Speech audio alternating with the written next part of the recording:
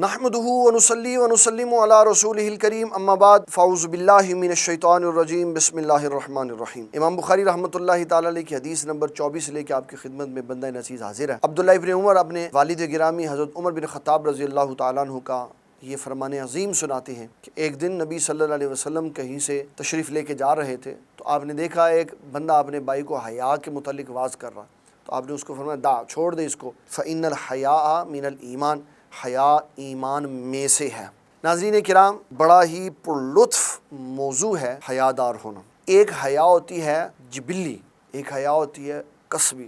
جبلی حیا کو فطرتی حیا بھی کہتے ہیں کہ انسان ان کاموں کو پسند نہیں کرتا جو معاشرے میں پسند نہیں کیے جاتے، اور کسبی حیا وہ ہوتی ہے کہ انسان علم حاصل کرتا ہے تو پھر اس کو پتہ چلتا ہے اس کام کے کرنے سے رب ناراض ہوتا ہے، اس کام کے کرنے سے شریعت ناراض ہوتی ہے، تو پھر وہ ان کاموں کو چھوڑتا چلا جاتا ہے جن کاموں کے کرنے کی وجہ سے شریعت اسلامیہ ناراض ہوتی ہے یا اللہ اور اس کے رسول ناراض ہوتے ہیں۔ اس میں یہ بھی میں آپ کو بتا دوں کہ رسول اللہ صلی اللہ علیہ وسلم نے ارشاد فرمایا اذا فاتک الحیاء ففعل ما شئت۔ بسا اوقات بعض جگہوں پہ حدیث کے لفظ چینج ہیں، مثلا امام بخاری رحمۃ اللہ تعالیٰ علیہ اس کو اس طرح بیان کرتے ہیں اذا لم تستحی فاصنع ما شئت، جب تجھے حیا نہیں رہی تو پھر تو جو چاہے وہ کر سکتا۔ اس کا مفہومی اور عرفی اور سادہ سا معنی یہ ہے کہ اذا فاتک الحیاء ففعل ما شئت، جب بندے کی حیا فوت ہو جائے تو پھر نیکی اور بدی ایک جیسی ہو جاتی ہے، اس کو برائی کا کوئی کام کرتے ہوئے برا نہیں لگتا، اس کو کوئی بری بات کہتے ہوئے بری نہیں محسوس ہوتی،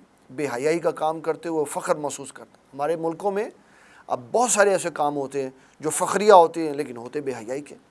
تو اسلام نے حیا کے موضوع کو اسلام کی ایک شاخ کا، وہ بنیادی شاخ جس کے اوپر اسلام کا ایک خوبصورت پودا پنپتا ہے اور لوگوں کے سامنے اس کی آبیاری ہوتی ہے، اور شرافت، عزت اور وقار یہ سب سے اہم ترین شے ہے۔ میں نے کسی سے سنا کہ اگر کوئی بندہ بے حیا ہو اور وہ راستے سے گزر رہا ہو تو کسی خاتون کو اس کی بے حیائی، اس کی بدنگاہی کی وجہ سے راستہ بدلنا پڑے تو یہ کہنے میں کوئی حرج نہیں ہے کہ اے انسان، تجھ میں اور کتے میں کیا فرق ہوا، کہ کتے کو دیکھ کر بھی تو لوگ راستہ بدل لیتے ہیں، اور تیری حیا کیسی ہے کہ تجھے دیکھ کر قوم کی بیٹیاں بہنیں راستہ بدل کے چلی جاتی۔ ہمارے ایک ساتھی تھے، شاہ صاحب تھے، تخصص فی الفقہ میں جامعہ نعیمیہ میں ہمارے ساتھ پڑھتے تھے۔ وہ کہا کرتے تھے، میرے والد گرامی جو بہت بڑے شیخ تھے، انہوں نے مجھے وصیت کی بیٹے راستے پہ ایسے چلا کرو جیسے شیر چلتا۔ تو میں نے کہا ابا جان اس کا کیا معنی ہے؟ فرمانے لگے بیٹے اس کا معنی یہ ہے کہ شیر کو نہ یہ خوف ہوتا ہے کہ میرے اوپر کوئی حملہ کر سکتا ہے، اور نہ اس کو دائیں بائیں دیکھنے کی طمع اور لالچ ہوتی ہے، سر جھکا کے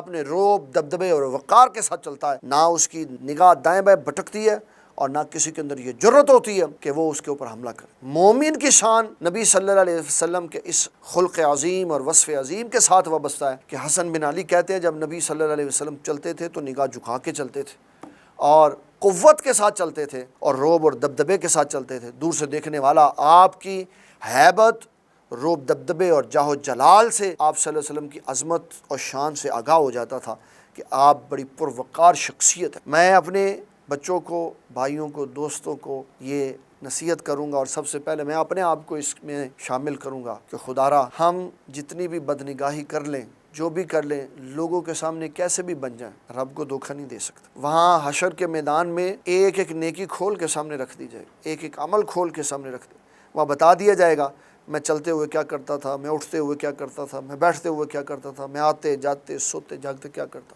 اس لیے میرے پیارے بھائیوں، میری بہنوں، خواتین اسلام، معزز و محتشم احباب ذی وقار، جب چلیں اپنی نگاہ کی حفاظت کریں، یہ ایمان ہے، یہ حیا ہے، اس کی حفاظت کریں گے تو دل پاک رہے گا۔ رسول اللہ صلی اللہ علیہ وسلم نے فرمایا نگاہ ابتدا کرتی ہے، دل عمل کرتا ہے۔ حضور صلی اللہ علیہ وسلم نے فرمایا نگاہ دیکھتی ہے، دل ارادہ کرتا ہے، اور جسم اس کے اوپر عمل کرتا ہے۔ تو برائی کی ابتدا کہاں سے ہوئی؟ آنکھ سے۔ لہٰذا اس کو روکیں۔